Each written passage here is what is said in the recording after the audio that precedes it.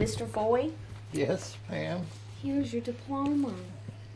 Oh, Class boy. of 1944.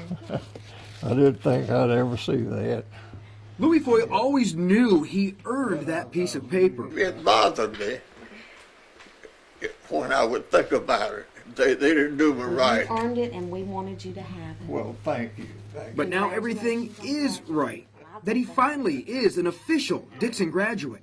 It makes you feel good. You live from day to day, so you appreciate whatever comes along. But how did this mix-up happen? To find out, we have to go way back, 80 years, when naval officials wanted to build a new East Coast Marine Corps training facility, and they picked Onslow County. So the government forced hundreds of families to give up their land in exchange for some money, and what would eventually become Camp Lejeune. Foy says his father tried to fight it all the way to the very end, but then one day they were given just 1 day to move out. When you take 365 people with all they got and all you chew stuff, I mean, it was a scramble. Foy says his family had to move to Jacksonville for a little while until they could get a house built in the Verona area, so he had to transfer schools from Dixon to Jacksonville. I didn't like it all. I just couldn't handle it. I didn't know anybody. We didn't stay there for about 6 months. His father finished building the house on their land in Verona, and Foy was able to transfer back to Dixon to go to school. Everything seemed great. He sold papers so he could buy his class ring. He bought it for $10.50. I just know that I earned it. But then a few weeks before he was scheduled to graduate, he received some bad news. The principal told me, he says I can't graduate you. He says we have no records of where you even went to school up until the 9th grade. No one knew what happened to his missing school records, and Louie just didn't feel there was much he could do but get on with his life. I just hung it up, and I should have tried, but I did not. He had his school ring, which he still wears to this day. He then married his sweetheart. They had 2 daughters, and he worked in the firefighting industry for 36 years.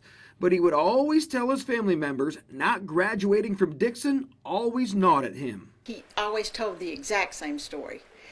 And there were times when I thought, no, that did not happen.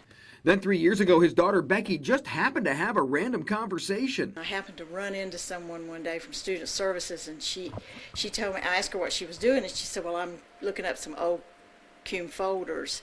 And I said, well, could you check to see if my daddy has one? She said, sure. So she did, and lo and behold, there it was. So why weren't all his records in his file in 1944?